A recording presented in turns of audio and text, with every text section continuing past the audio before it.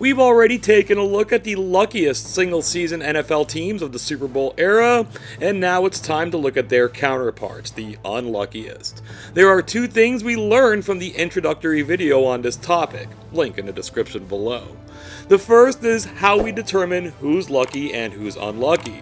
It's pretty simple in practice, actually. We use a variety of factors to determine how many wins a team deserved based on their performance against a theoretical even playing field. And we compared that to how many wins they actually had.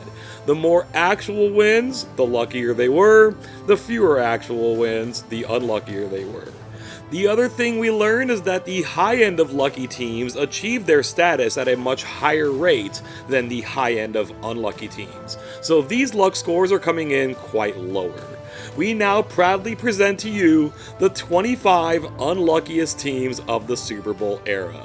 Thank you for joining us today. Let's take a look at these teams. Coming in at number 25 is a franchise that is hardly associated with a lack of luck, but they did exist during the 20th century, and they did see their fair share of misfortune. These are the New England Patriots of 1981. Despite only being outscored on the season by 48 points, they managed to lose 14 games. This was no great team, but those two wins compare unfavorably to their 4.822 expected wins, giving them a luck score of negative 2.822. A fairly well-known oddity of this Patriots team is that they lost their first game of the season and their last game of the season to the quite terrible Baltimore Colts, accounting for Baltimore's only 2 wins of the season. Those 2 losses came by a combined total of 3 points and were among their 8 losses by a single possession against 0 such wins. They went 0-8 in one-score games. The only thing preventing New England's luck score from going through the roof was the fact that they didn't play such a daunting schedule. Next up at number 24 are the 2016 Philadelphia Eagles. They had just hired Doug Peterson to rehabilitate the Chip Kelly era, and although their 7-9 record didn't show it, the underlying numbers said they did take a big step forward. With a positive point differential and the third hardest schedule in the league, they would have been expected to be a winning team at just over 9.8 expected wins. That leaves their luck score at 2.861. In a very rare instance, I correctly picked the Eagles to win the Super Bowl before the start of the 2017 season. I picked them to beat the Titans, so naturally I didn't get it all correct. I did so because of how good they were in 2016 without anything definitive to show for it. They outscored that very difficult schedule by going 6-3 in games decided by multiple possessions. Doing the math tells us that they were 1-6 in their one-score games, including 2 one-point losses and an overtime loss. This was bound to turn around the next season, and that Lombardi trophy says that it did. We roll back into the 1980s for our number 23 entry, the 1986 San Diego Chargers. They may have only been 4-12, but that light point differential and yet another top 3 schedule tells us they got the short end of the luck stick. This was their lowest points per game output in 9 seasons, and the defense was its normal self.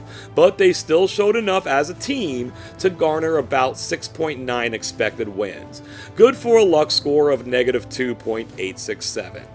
They're not just copying the 2016 Eagles with their strength of schedule ranking. They copied their record in one-score games as well, going 1-6 themselves.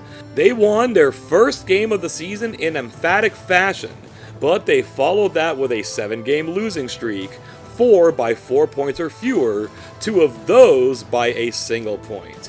That proved the end of the line for head coach Don Coryell. Perhaps jaded by the whole Charger experience, despite receiving several offers, Coryell never coached in any capacity at any level ever again. We saw the 08 team on the list of luckiest teams, and the team from the season before, the 2007 Miami Dolphins, take their spot as the 22nd unluckiest team. At 1-15 with a negative 170 point differential, nobody is confusing this group for a good team.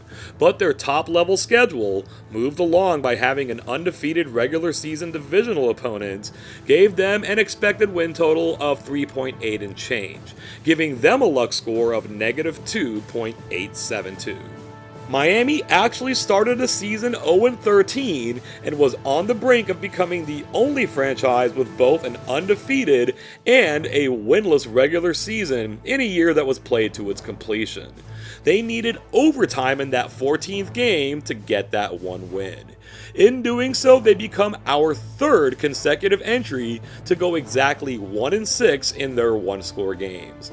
The fact that they turned it around the following season isn't so surprising, but the extent to which they turned it around was, giving us the rare majorly unlucky then majorly lucky double. This is a team we've covered before as the greatest 8-8 team in NFL history. The 2006 Jacksonville Jaguars take the 21st spot. If you were to just look at their point differential, and their points scored and points allowed numbers, you would think this was a fringe Super Bowl contender. Also taking into account their 8th hardest strength of schedule, their win total sits at just under 11, providing them a luck score of negative 2.902. The Jags took a 20-point loss to the Texans coming out of their bye week. Their next closest loss was by 7 points. That left them at 6-1 in their multiple possession games, and while they don't match the exact output of our previous 3 entries in one-score games, they do go exactly 5 games below 500 at 2-7. 3 of those losses came to end the season, while they sat at 8-5 and appeared to be a shoo-in for a wildcard berth. A pretty tough way to end what was a great overall performance in a very promising season. We start off the top 20 with a bad team, but an unlucky one nonetheless, the 2015 Cleveland Browns. 3-13 is nothing new for Cleveland, unfortunately, having achieved that record or worse 7 times since the advent of the 16-game schedule, but this was their best point differential of that bunch. Aided by the league's second hardest schedule, the Browns would have been expected to corral just under 6 wins, for a luck score of 2.906. And wouldn't you know it, Cleveland struggled in their one-score games, only managing 1 win in 6 tries. They weren't so hot in the multi-possession games either, of course, but they were better on the whole at 2-8.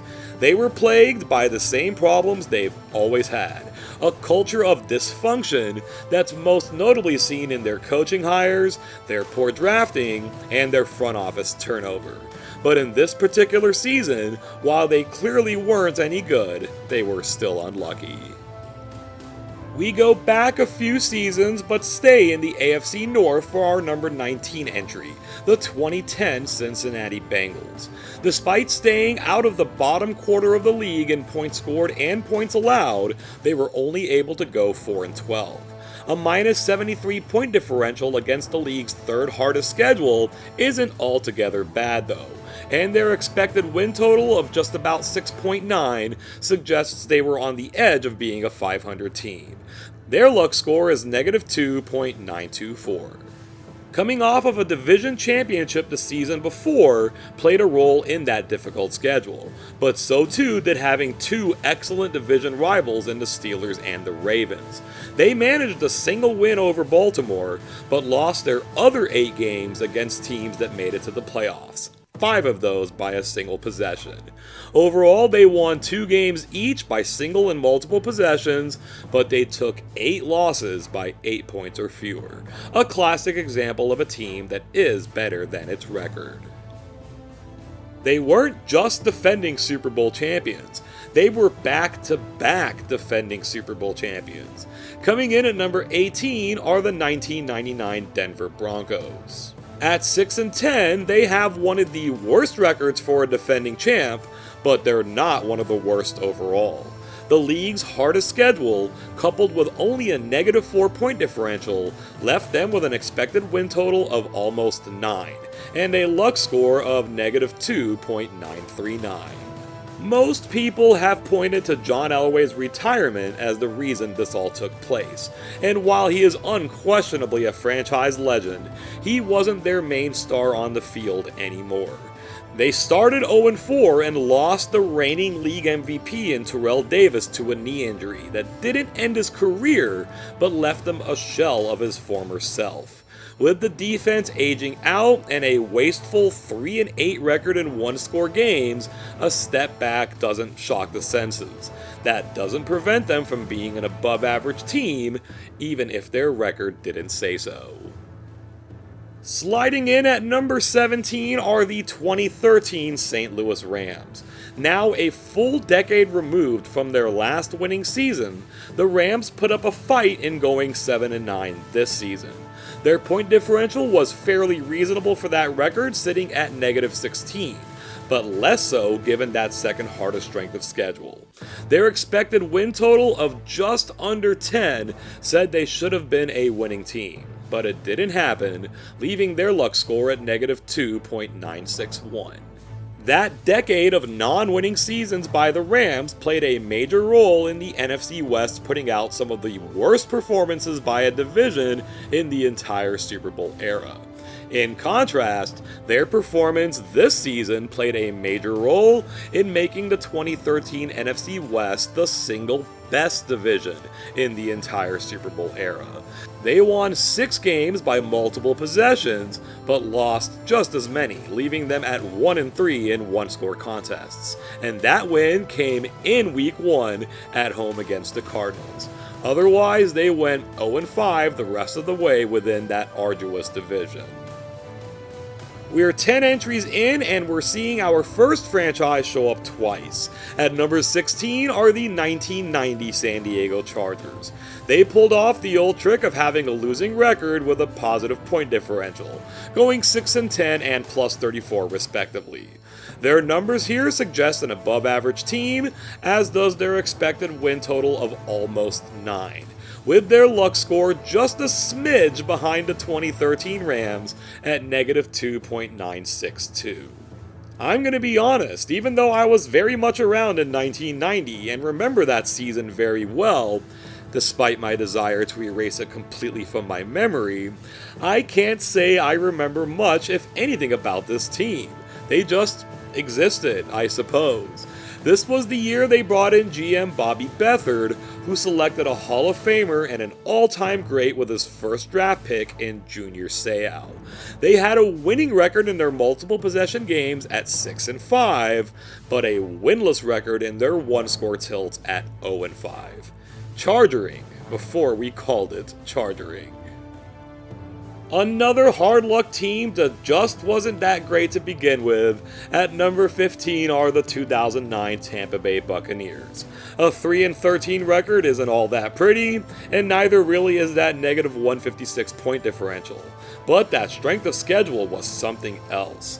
It wasn't just the hardest in 2009, it was the hardest of the entire 2000s decade. That boosts their expected win total against the level playing field to just over 6, with their luck score becoming the first to crack the -3 mark at -3.017.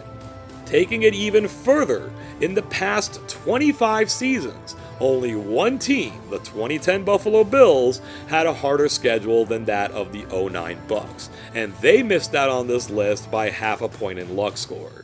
Tampa was only involved in 5 one-score games, and they were only able to win one of them.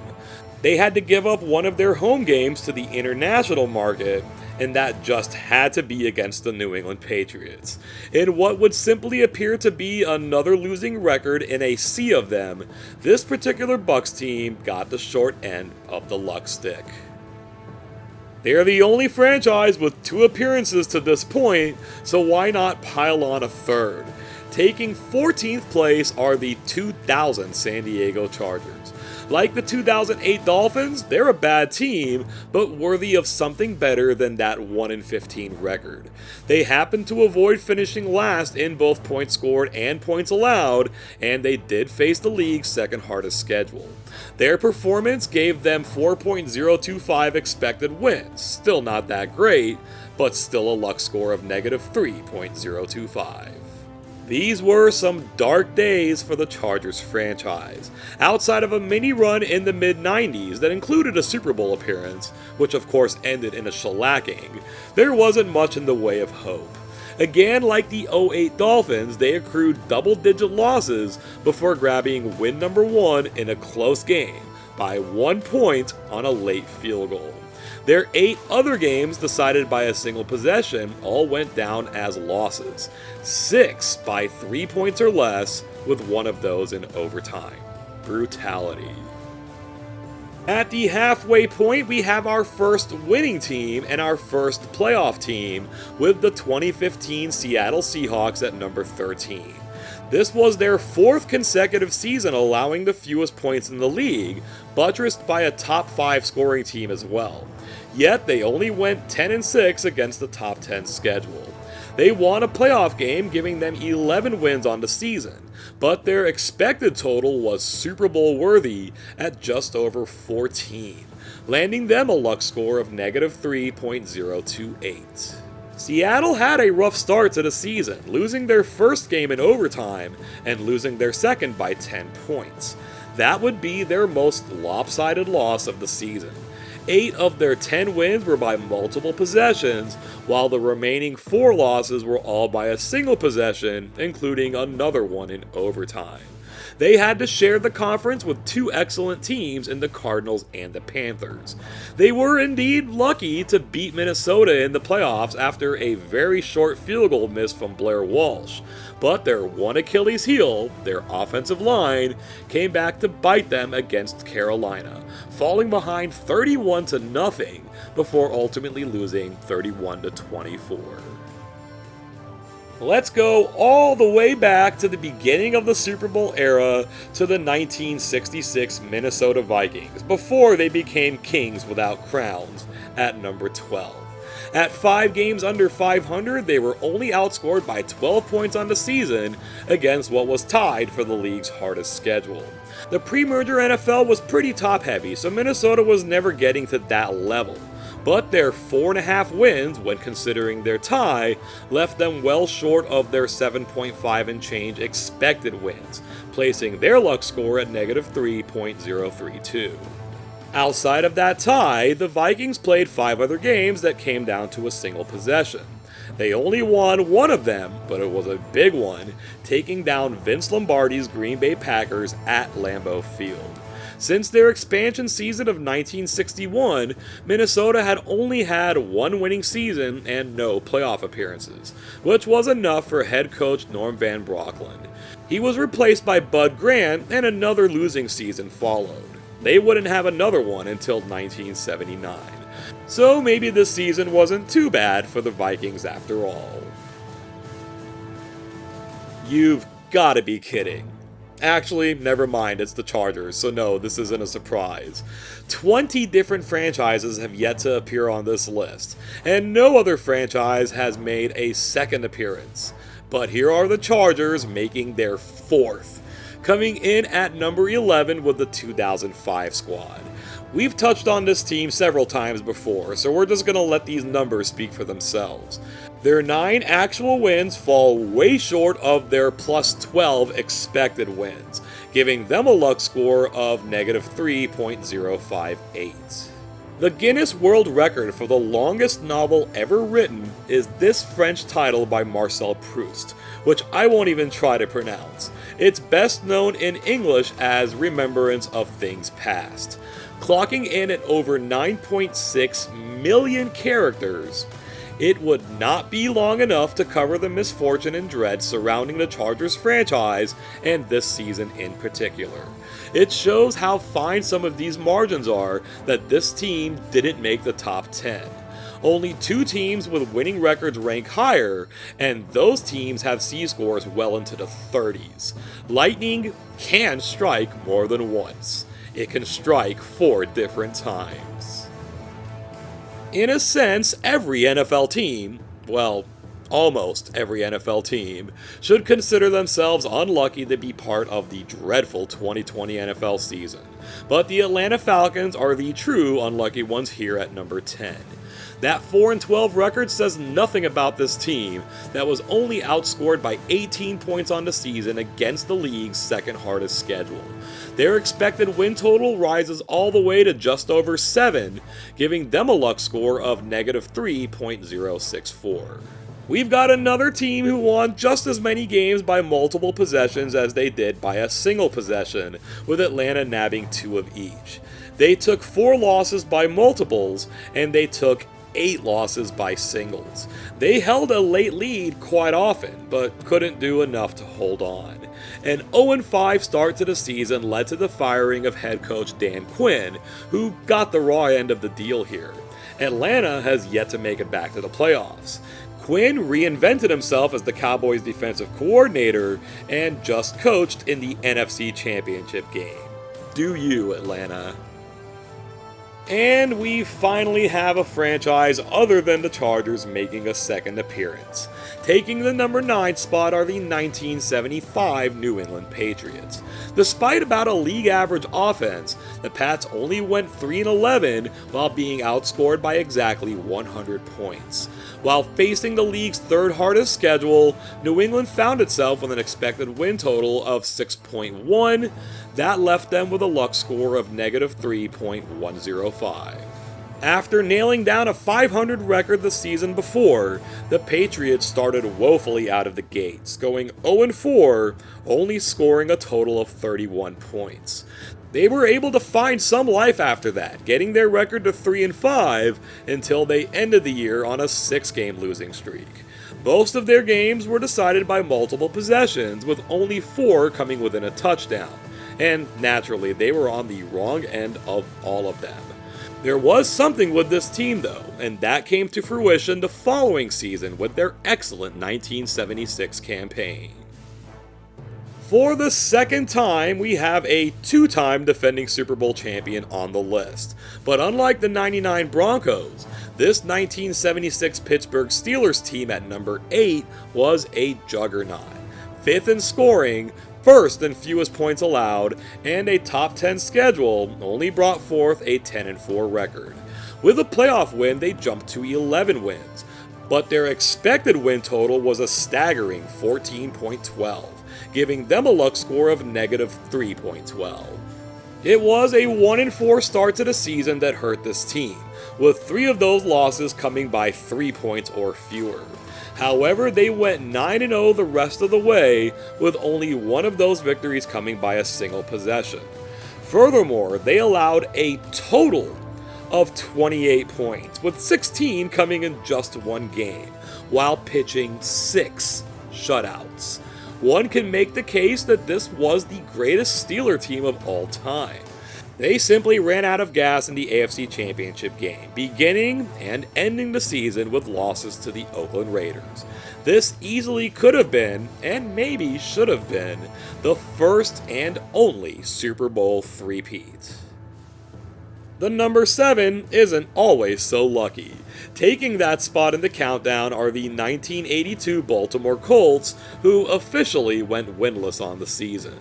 They did manage a tie, but they also had 7 of their games canceled due to that season's work stoppage. They were not a good team, but they faced a daunting schedule and would have been expected to win around 3.6 games over their half a win, giving them a luck score of negative 3.143. Of course, it's impossible to know how the Colts season would have turned out if they did in fact play all 16 games, but there were some winnable contests among the canceled ones. That certainly would have eased their strength of schedule, which wasn't just the hardest in 1982. It was the second hardest of the entire Super Bowl era, only trailing the 1970 Green Bay Packers. They showed themselves a lot better the following season by going 7-9. but the clock would still strike midnight on their time in Baltimore. We've got another winless team, but this time it was against all 16 games on their schedule. At number 6 is the first ever 0-16 team in NFL history, the 2008 Detroit Lions. Unlike some other teams we've looked at that snuck out a win here and there, the Lions couldn't do it. 5 teams scored fewer points than them, and against the league's third hardest schedule, they would have been expected to snag 3.217 wins, giving them a luck score, naturally, of negative 3.217. We've got to reiterate that this was a bad team on just about every level, and they only took 5 of their losses by a single possession, but they were by no means deserving of a winless season. Any NFL team, except maybe for the 1976 expansion Buccaneers, just needs a bounce or two to go their way against a slightly more forgivable schedule to completely get off the schneid. But the Lions were bereft of even that. By C-score, they were even worse the following season, yet still managed to win a couple of games.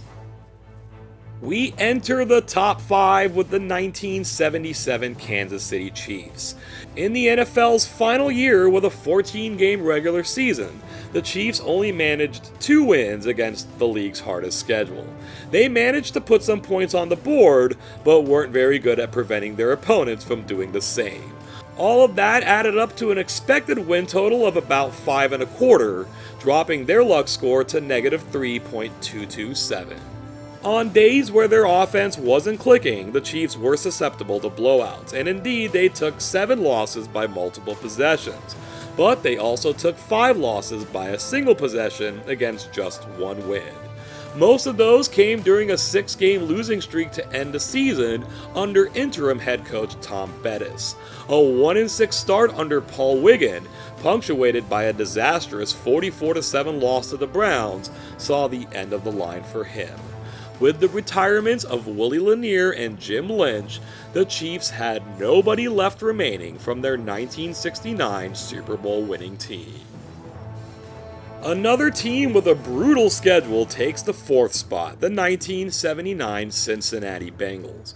They were outscored on the year by only 84 points, and we say only because that 4-12 record suggests it should have been a lot more.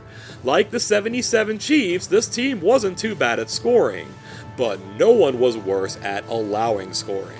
They were a lot closer to 500 than many may believe, indicated by their expected win total of around 7.25, landing them a luck score of negative 3.243. These Bengals fared just a little bit better in their 1-score games than others, but still only managed a 2-5 record. That includes 2 games by 3 points, 1 by 2, and another by 1.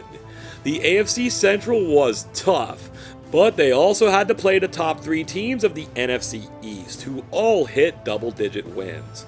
As things leveled out for the Bengals, they improved to 6 wins the following season, then made it all the way to the Super Bowl the season after that, showing us that there was a lot of talent on this squad just waiting to percolate. The AFL-NFL merger of 1970 created heavily lopsided conferences in that first season. One team that was victimized by that was our number 3 entry, the Washington Redskins.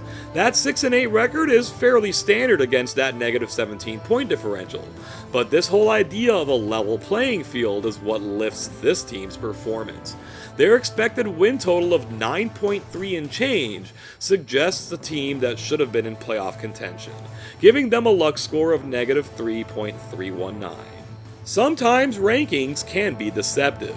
We mentioned how lopsided the AFC and NFC were in 1970. Well, they were really lopsided. The Redskins had the 3rd hardest schedule in the league, but in reality, it was the 5th hardest schedule of the entire Super Bowl era. We already saw that the 70 Packers were tops. In fact, 4 of the entire top 16 were just from this season in the NFC. and they had to endure the death of their head coach, the one and only Vince Lombardi, just 17 days before the season started. Definitely a lot left on the table for this group, who got their only win by a single possession in the final game of the season. And now for another team from the NFC in 1970, and a very good one.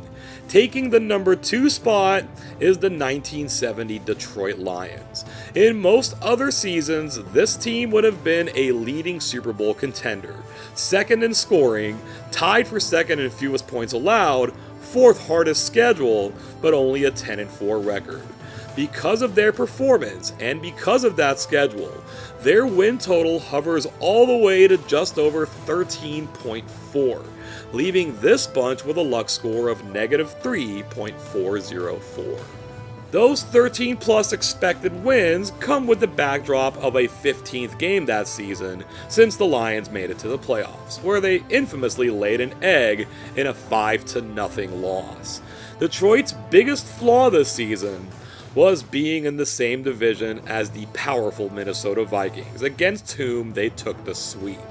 They also lost to the aforementioned Redskins, and they lost to the Saints on what was at the time a record-setting field goal of 63 yards by Tom Dempsey as time expired. Quietly one of the greatest teams of the post-merger era, the Lions wouldn't have it this good again for over 50 years.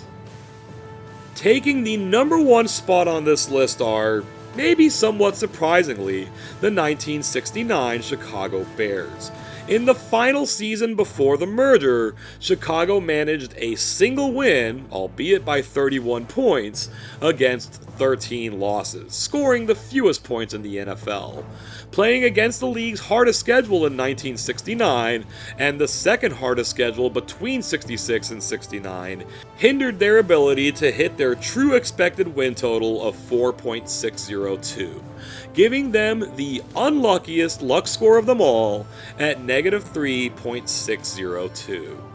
We cannot mention this period of time for the Chicago Bears without talking about the 1971 television movie Brian's Song. If you haven't seen this movie, don't be afraid. It is alright to cry.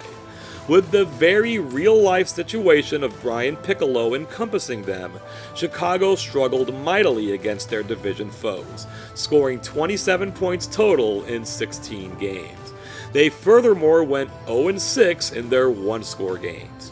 But from a place of functionality, this team that went 1-13 would be expected to perform better than the 2012 Indianapolis Colts team that went 11-5, if each were given a level playing field. The Bears were lower by about 1/4 of an expected win, but in a 14-game schedule. This dichotomy demonstrates the existence of luck in the NFL better than anything else ever could. Thank you so much for making it here to this point in the video. Please take the time to like and share it. If you've yet to subscribe to the channel, go ahead and do that as well. Don't forget to ding that notification bell so you don't miss out on any of our future releases. Let me know what you think about all of this. Were you surprised to see 3 playoff teams on this list? Were you maybe expecting a few more? Who made the list that you thought didn't belong? Who didn't make the list that you thought did belong? Sound off on these topics or anything else you might have on your mind down in the comments section below. Thank you once again for taking some time with us today, and until next time, I hope you have an awesome day.